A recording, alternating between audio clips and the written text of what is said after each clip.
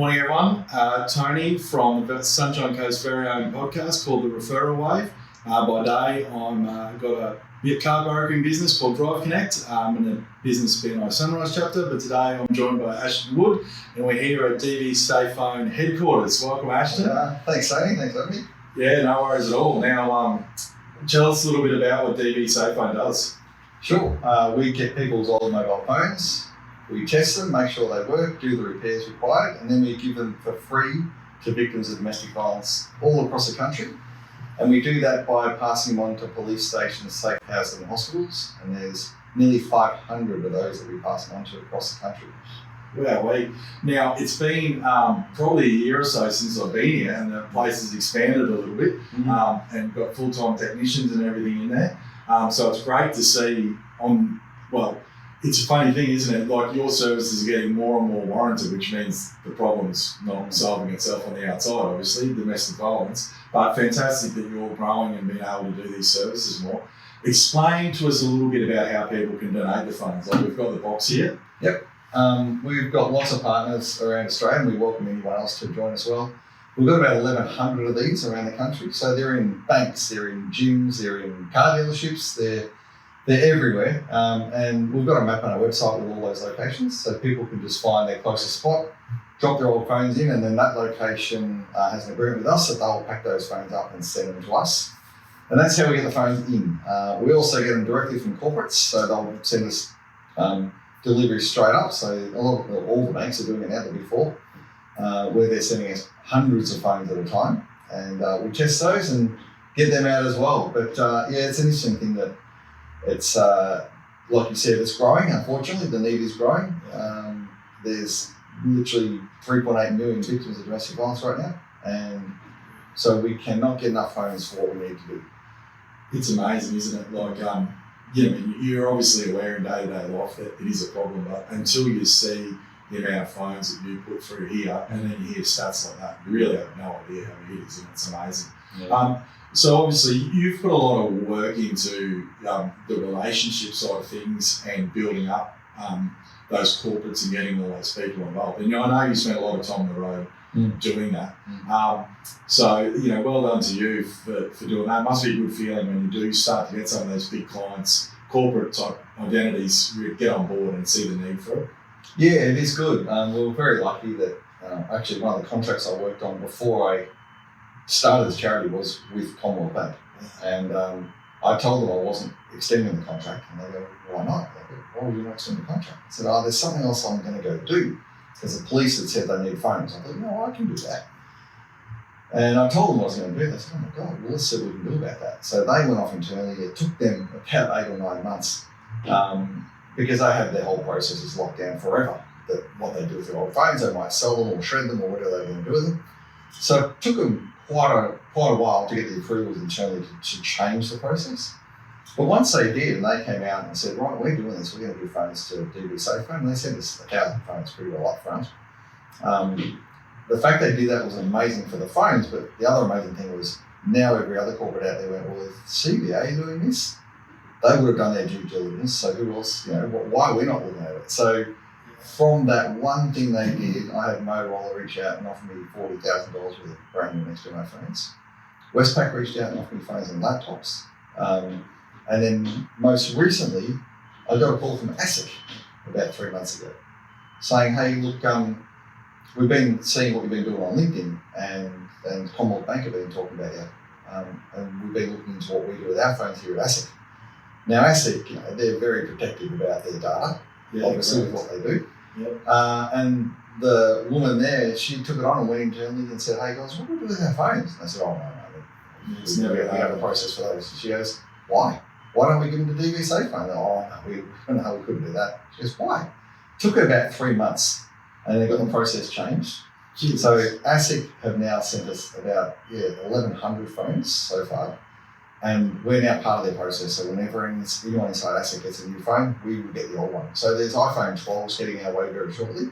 Yeah. And again, the fact that they're doing it now there's literally no excuse for any corporate not to do it. Because if they go, our security policy won't let us, or our process won't let us, so ASIC are doing it. ASIC, so ASIC and Commonwealth Bank do it.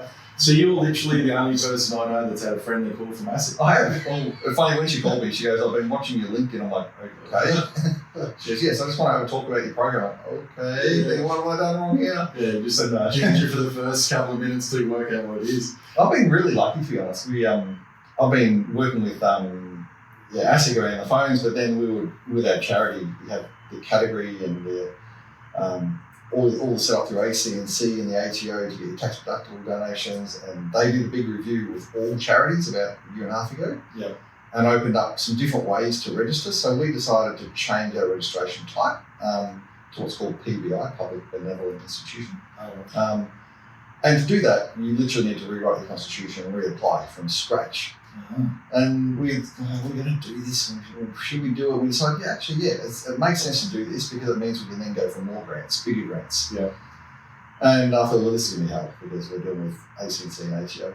They were fantastic, and we closed it all off only a month ago, where ACNC called me and said, hey, we've got your application, you've said this, you want this, what about this? And I'm like, oh, what do you suggest? Thinking they'd go, oh, we can't suggest. Yeah. And I thought, great. They go, well, if you do it this way, then this happens, this. And then I got a call from the ATO literally a week later saying, we've got your application here, we're looking at it, this is what this is going to mean, and what do you want to do with this? And again, I go, what do you suggest? And I go, oh, well, these are the options. Fantastic. Mate, it took us 3 weeks for the entire process, which when I started the charity, that process took me about 3 months. Yeah. So I don't know why, but we're just having I think the reputation's good. They see what we're doing. They can see our history. They can see the companies supporting us and lining up with us. So they're like, well, there's no red flags here. Yeah. So it's well, you've gone from an idea to the real thing. How it works. Yeah. So how did you get to join BNI? So I was part of BNI with my original business, which is the social media company. So I've been with BNI for 5 or 6 years. Yeah. Before COVID hit and I changed everything, and then I'd left BNI. I must have been just before COVID. I left BNI because my travel was cranking. I was in Melbourne, Singapore a lot for my other business, and I just I couldn't commit to every week being in that meeting. Yeah. So I resigned from BNI. Was doing my travel, it really cranked up, and then COVID hit, everything stopped again, and I'm like, I've got a lot more time on my hands now. Yeah. So then I started the charity, and I thought, well, okay, I'm starting this from scratch. I've never run a charity before. Who do I connect with? How do I start it? Who am I going to get around to support this? How am I going to find a trusted network to start this in? Well, obviously BNI. I've known these people for 6 years. Yes, in a different role. So the first thing I did, the first group I joined was, right, I'm joining BNI under the category of charity. Yeah. And it's been just from there on, like everyone's just said, welcome back, great, okay, you're representing a different entity now, not your social media stuff, it's different. And they've been great, like the BNI chapter has been incredible. We've got our social media person in our chapter has been helping us with our socials for 4 years at zero cost. Oh, really? Just zero cost. Until finally last week, we've been looking for grants that would pay for marketing, and not many grants will do that. Yeah. They'll pay for things. We can buy screens and batteries and stuff with grants. They rarely pay for people, and even less rarely pay for marketing to expand your charity. We found one that did. So finally I can go back to her and go, Anna, we've actually got funding now. Give me a quote for the next 12 months of work. Let's make this happen. So we turned that on literally last week. Nearly the ultimate giver's game. It is totally. It really is. Yeah. She was doing it, with her staff as well. Helping us with our stuff for the last 4 years. Fantastic. Never asking for $1 for it. Yeah. And obviously they're doing it around their paid clients. Yeah.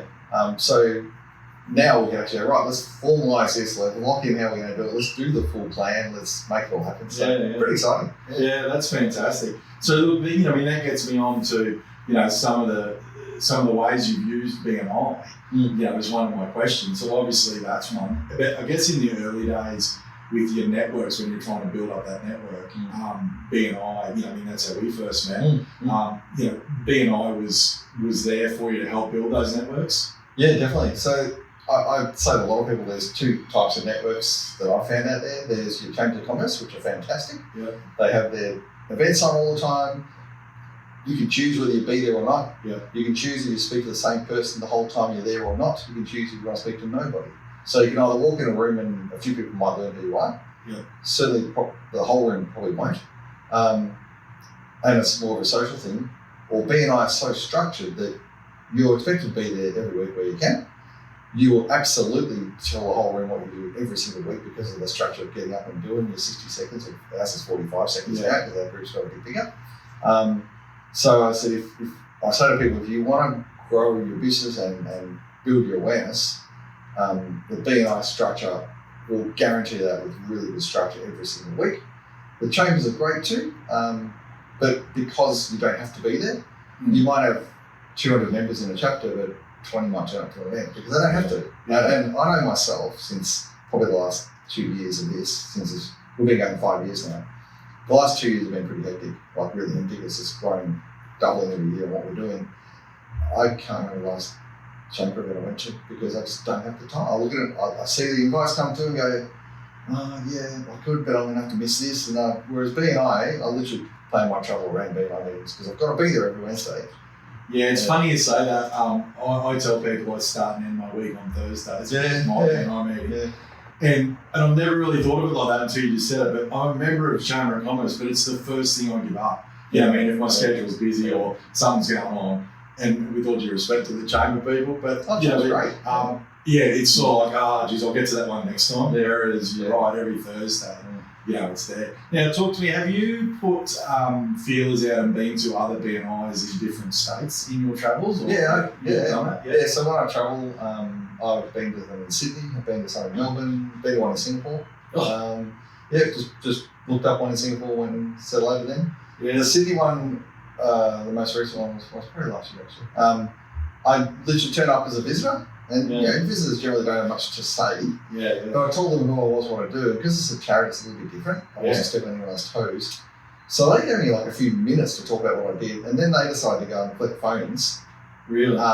Just over the next, they say, hey, everyone, over the next 2 weeks, everyone just try and bring phones into the BNI chapter and we'll send them up to Ash. So that's a chapter I didn't even know these people before that meeting, and then they were really willing to jump on board and do something. I didn't expect that. I was literally just in Sydney. I'll go and meet some other people. Yeah. Well, you imagine just in I don't know, we've got about 220 members on the coast. I'm not sure exactly in Australia, but imagine if everyone just in BNI turned their phones over to you. That'd be amazing, wouldn't it? So how have you used BNI to solve any of the problems that you've had here, like your network? Have you had anything like that you can talk about? Oh, heaps. So there's obviously social media's been a big one. Yep.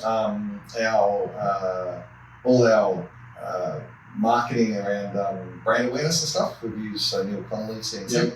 He helps with all promotional stuff. So we needed marquees, we needed branded products. So he's helped us get all that sorted. Printing. So we had a printer in our chapters, not there anymore, but we're still using just because we met him through one of the other chapters actually many years ago. Financial stuff we've done, even my personal car. We used Cam Pacchiotto, who used to be a member. He's now left because he's got a lot of stuff going on. Not too much going on. So, lending a lot of people. Our insurances are all done through Bruce Exton now. So he does all my insurances for the charity. Yeah.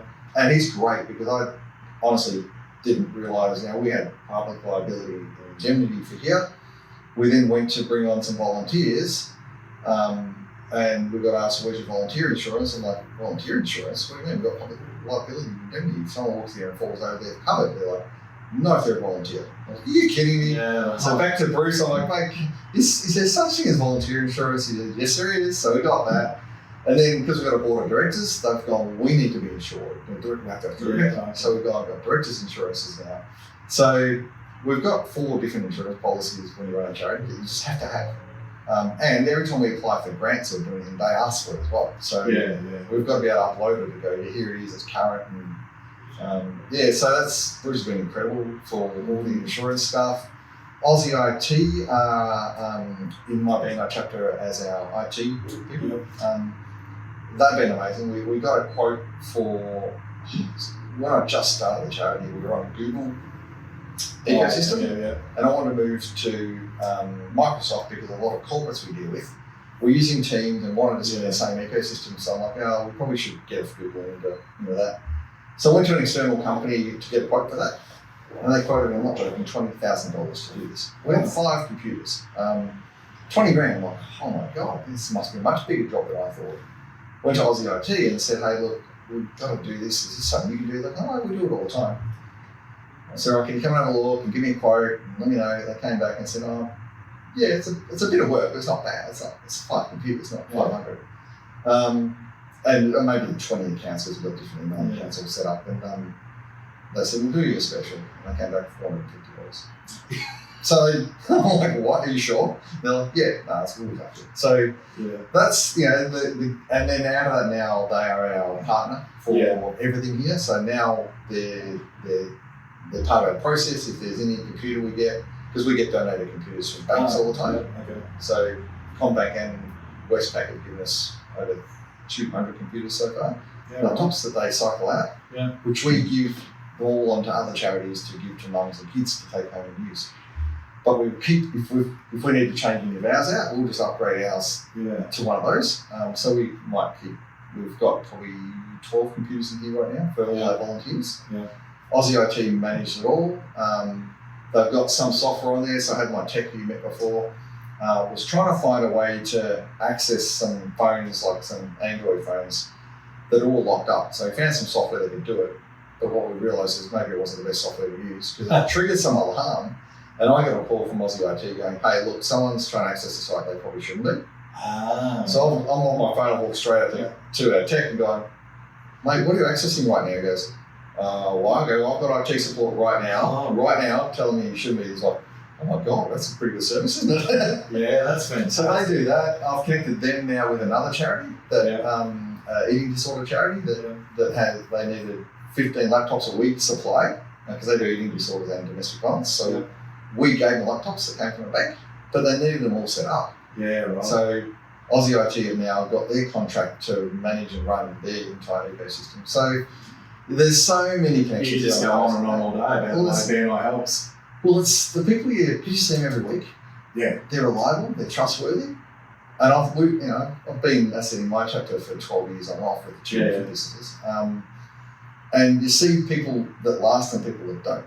And because you're eyeballing them every week, if someone is doing the wrong thing by the referrals you're giving them and making you look bad, or giving a bad experience to the referral you're given, they're not going to last because you see them every week. And go, what happened with that deal? Why didn't that work? So we've seen it happen where people join and it just doesn't work for them. So I guess if you're seeing people, like, and I'm thinking about Bruce, your insurance guy, you're seeing those guys once a week. When you normally put that on your to-do list and go, must ring Bruce. But you walk in there and go, hey Bruce, by the way, we need to have 1-to-1 after this because I found out this. So I guess you have those people in front of you, which makes life easier too, doesn't it? The other massive thing that I only realised probably 3 months ago for me was we run events in this charity to raise money. And just to bring our community together. So we run events, so we've got to go and send you guys out, chase people down, find a venue, how we're going to cater it, how we're going to charge for it, do we use a ticketing system? Like, there's just so much to running events. The fact that we try to, but we're not very good. We don't have an events person here. It just dawned on me a few months ago. I was driving to BNI one morning going, oh my God, I just realised that this whole thing is done for me. Every week, I get 40 people in the room. The catering's covered, the costs are done, someone's already chasing if they're not paying their bill or something like that. But I get the 40 people in the room, 35 are our members and the 5 visitors. So people, 35 I already know and trust, 5 new people every week, and I've literally doing nothing here but just turn up. And it got really dawned on me like, wow, I don't think I gave much thought to what happens in the background of what, now I see it with what we have to do. We ran an event the other day, a little while ago for 60 people. That was a lot of work. It is. We invited 120 people. We've got 60. We had to cater it. We had to work out the space, the parking, this and that. It's just, it's a and you're not an event people. No, that's not your thing. The funny thing is, BNI's not an event place either, but the structure it works because everyone's there for this game. Let's see how we're going to have other people. Let's make sure we're there. There's lots of rules around it. There's we're seeing the breakaway groups that happen out there. People might have why is the admin fee every year what it is? Some people go, we can do this for $100 a year instead. But they don't last because they don't have that structure. They don't have the structure. And you've got to, you're right, you've got to give it some time. And, you know, I mean, I was one of them, and you do meet people, when they first join, they're like, oh, if we could do that differently, or we could do that differently. And I'm a big advocate of it. I put my hand up all the time to say that I was one of those people who go, geez, what are they still doing this for? But after you've been in it for 6 or 8 months and you work out the processes and what it's about, all of a sudden you're like, I wouldn't change anything. No, exactly. Yeah. And people go, oh, what do they do that with? I don't know, it works around the world. They're in 73 different countries at the moment, they're still working. Yeah. So anyway, what one bit of advice would you give someone that's joining the BNI or is new to BNI? What's one bit of advice you would give them about their early journey? Probably just, there's a lot to understand about BNI. It looks simple. You turn up for breakfast, everything just runs perfectly, and you finish at 8:30. You know, if it's a 7 a.m. start, that's smooth. It just runs. We don't realise behind that there's so much happening to make sure that it runs to time, so everyone can get to their appointments. So the passport program is big. Like there's sections there. They'll buddy you up with someone, so you can learn the different parts that they call the passport program because there's different parts to it. So it's just, they'll get you a mentor. In most chapters, you'll get a mentor assigned. It might be one, it might be multiples on the different parts of the passport program. So just meet with people, do more one-to-ones. Always been on mate, right? So, the one-to-ones are meeting up with people outside. So you're seeing people every week in that room in a structured environment. But BNI is, big advocate for go and catch up with that person over coffee or lunch or something for at least an hour, so you can really get to know each other and build a personal rapport. So for new members, try and get a one-to-one with everybody. Try and get through that passport thing as soon as you can. That way, once you've done that and it's ticked off, you can present at the 8 or 10 minute sessions, it depends on the chapter and what they have, and then you're educating everyone in that room about what you do. And the trick is, what you're finding BNI is, you're not selling to the members, you're educating the members. Correct. So they can tell their entire communities, business and personal, about your services. So that's one big thing that has changed, I think, the way our chapter works is you're not there to sell, to get those members to buy your product or your service. You're there to educate them, so when they're out at their barbecues and their functions and someone says, I need this service, I go, I've got just the best. Correct. You're not taking time away from your business to BNI. You're going to BNI to work on your business and educate your 30 or 40 salesmen, or how many people in your chapter, about what you need, them to go and look for. Yeah. The sooner people get that in their head, I think the experience becomes better. And then in turn, referrals flow, like you just said, that you've got to have good one-to-one to make those connections. Yeah. And look, some businesses go in, like tradies and stuff, and they light up straight away. Yeah. But other things take time, to generate. So, look, what's next for DD SoFo? I know that's a very open-ended question because the sky's the limit. But what do you got going on? Look, we've got our goals. So we want to get 20,000 phones out the door by... Can I interrupt? Yep. How many are you doing now? We've done 14,000 phones in 5 years. Yeah. So we're doing between 100 and 250 phones a week now, every week. So we want to get to 20,000 by 2026 and we're on track. Yeah. We've now just said, all right, well, we're on track for that goal. What's our next goal? So we've said 50,000 phones by 2030. Yeah, right. So 50,000 lives protected with a free mobile phone. And these phones are free. There's a phone, the charger cable, the SIM card. We cover the cost of postage. We cover it all. So that there's no inhibitor to people getting access to a phone through the police or the agencies who get the phones from us. Ideally, we know that research has said there's 22 million phones in people's drawers in Australia and cupboards. And about 8 million of those work. So for us, it's about the awareness to get those phones in here, to let us do what we do, which is to test them, grade them, work out what we're going to do with them. If they work, they'll be given away for free. If they don't work, we might use them for parts, or we recycle them through mobile muster, and they make sure nothing goes to landfill. And the data's destroyed through the process. So at least we know anything we get, we've diverted from landfill, the data will be destroyed or reset, and there'll be hopefully someone's life protected with a phone, or at least a phone diverted from landfill. So 50,000 phones by 2030 is where we're headed. We're going to need a lot of phones for that because about a third of the phones we get we can use. We're going to need a lot of money for that, so our biggest challenge is to get sustainable, which we're not yet, which means having enough money coming in every month to cover the costs of our techs and our power and our screens and our batteries. We're not even close to that at the moment, so we literally go between grants and donations. We live along between. So some months we'll win a few things and go, all right, we're positive. Good. The next few months we'll be like, oh, we're now digging into our reserves again. So it's getting that balance for us. And is it fair to say that you can't keep up with demand? Yeah. So That's amazing. we've capped how many phones we send. So we send maximum 20 phones at a time to an agency. When an agency hears about us, that we do free phones, and we say, how many would you like? Quite often I'll go, we get 100 phones. Really? They've got that much noise right now. When you say an agency, could that be like a police station? Like, so that could be a police station in a remote town, like, in the middle of Queensland. Yep. And they could say 100. Because they've never heard of a program like this before. They've got that many people that try and help. So a woman was killed every week when I started this charity 5 years ago. Now it's a woman every 4 days and a man a month. Yeah, They right. say I think it's every 13 minutes a police car is responding, or police are responding to a DV case. In Queensland, they reckon 50% of police time is on domestic violence. And you think of all the other crime, Yeah. half their time is just dealing with domestic violence. Yeah, there was a rally down at Cotton Tree that a mutual friend of ours, Lauren, spoke at, and they had the local police, who was in charge, and he had this. I can't remember the stats off the top of my head, but when he was talking about it, he said similar thing. Every time you hear a police siren, he said, what is it, 40-50% of the time that'll be going to a DV case. Yep. That is just insane. It is great, and that's what blew my mind when the police told me they needed phones, and I said, "Oh, I've got 2 phones you can have." Yeah. They said they'll save lives. I'm like, how many more do you want? I said, what do you mean? I said, I'll get you phones from corporate. I've come from corporate. Yeah. How many do you want? And I'm thinking 80 or 100. And that's when she said, you never get enough phones. And back then, the official stats was 2 million victims. And I just said, 2 million, that's huge. Like, all right, I can't guarantee 2 million, but I'll start. But what countries are you going to send them on to? He said, countries? I said, yeah, you said 2 million people. Like, where are they? What countries?